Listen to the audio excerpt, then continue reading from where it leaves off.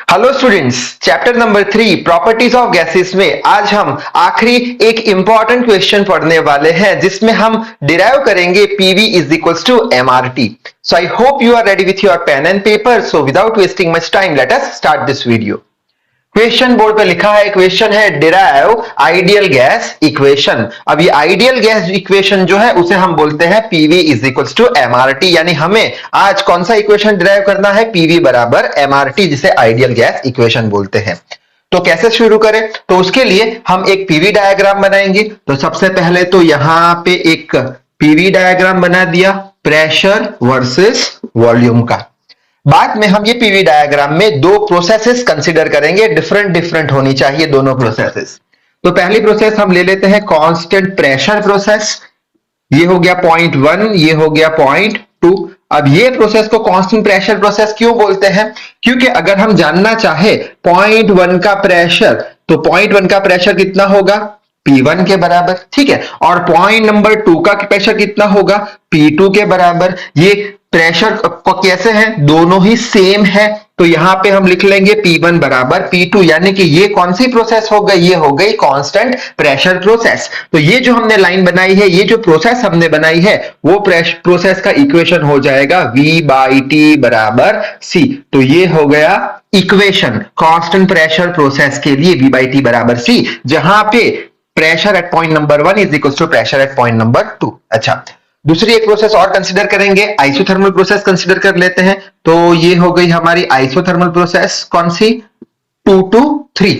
और isothermal process में कौन सी चीज कांस्टेंट होती है, तो उसमें टेम्परेचर कांस्टेंट होते हैं। तो यहां कहां पे मैं लिख लूं, आइसोथर्मल प्रोसेस के लिए यहां पे जो टेम्परेचर है वो ही टेम्परेचर होगा ये पॉइंट के लिए, यानी आइसोथर्मल प्रोसेस की एक कंडीशन हमें मिल चुकी है।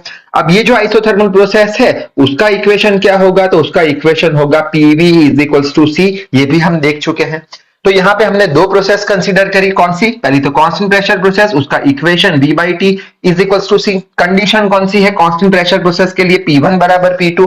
दूसरी प्रोसेस कौन सी कंसीडर करी, दूसरी प्रोसेस हमने आइसोथर्मल प्रोसेस कंसीडर करी, जिसका इक्वेशन है PV बराबर C, जिसकी कंडीशन कौन सी है, T2 बराबर T3, ठीक है। अब हम शुरू करते हैं प्रोसेस 1 से 2। तो यहां पे मैं लिख लू प्रोसेस 1 to 2। अच्छा, प्रोसेस 1 to 2 का इक्वेशन कौन सा है, V बाई टी बराबर C। तो यहां पे लिख लेता हूं V by T is equals to C, ठीक है। अब ये जो इक्वेशन है वो पॉइंट 1 के लिए कैसा होगा, तो मैं लिखूंगा V1 बाई T1 होगा, विच इज इक्वल्स टू का साइन पॉइंट नंबर 2 के लिए इक्वेशन हो जाएगा V2 by T2 is equals to C। आप लिख सकते हो, ना चाहो तो नहीं भी लिख सकते, ठीक है। तो ऐसा कुछ इक्वेशन हमें मिला। अब हम क्या करेंगे यहां पे, तो यहां पे आगे हम V1 by T1 is equals to V2 by T2। अब यहां पे हमने कंडीशन देखी है कौन सी, T2 का वैल्यू किसके बराबर, T3 के बराबर। तो T2 का वैल्यू किसके बराबर, T3 के बराबर। तो सपोज इसको बोल देते हैं इक्वेशन नंबर 1, ठीक है। अब नेक्स्ट प्रोसेस पे जाते हैं, तो यहां पे मैं लिख लेता हूं नेक्स्ट प्रोसेस, प्रोसेस कौन सी है, 2 to 3। प्रोसेस 2 to 3 का इक्वेशन कौन सा आएगा, पीवी बराबर सी। तो यहां पर लिख लेंगे पीवी बराबर सी, ये इक्वेशन है प्रोसेस 2 to 3 का। अब पॉइंट नंबर 2 पे ये इक्वेशन कैसे लिख पाएंगे, तो मैं लिखूंगा P2 V2 बराबर है पॉइंट नंबर 3 पे P3 V3 बराबर C। लिखना चाहो तो आप लिख सकते हो, ना लिखो तो भी कुछ फर्क पड़ेगा नहीं, ठीक है। आगे बढ़ते हैं। अब यहां पे ये जो P2 है, यहां पे ये जो P2 है वो किसके बराबर है, P1 के बराबर है। तो P2 की जगह मैं लिख लेता हूं P1 V2 is equals to P3 V3, ठीक है। अच्छा, अब यहां से मैं V2 की वैल्यू अगर फाइंड करूं तो क्या हो जाएगा, V2 is equals to P3 V3 bye P1। तो ये किसकी वैल्यू मुझे मिल गई, V2 की वैल्यू। अब ये जो V2 की वैल्यू है हम कहां पे रखेंगे, इक्वेशन 1 में रखेंगे। तो इक्वेशन 1 कैसा हो जाएगा, तो इक्वेशन 1 हो जाएगा V1 bye T1 is equals to V2 की जगह क्या लिखेंगे, P3 V3 बाय P1। तो ये P1 आ गया किसकी जगह पे, ये V2, यहां पे ये वैल्यू रख दी, डिवाइड में T3 है तो इनटू 1 अपॉन T3, ठीक है। अब क्या करें, ये जो P1 है इसे ये साइड ले जाते हैं, तो ये हो जाएगा P1 V1 by T1 is equal to, यहां पे क्या बचेगा, P3 V3 बाय T3। ठीक है।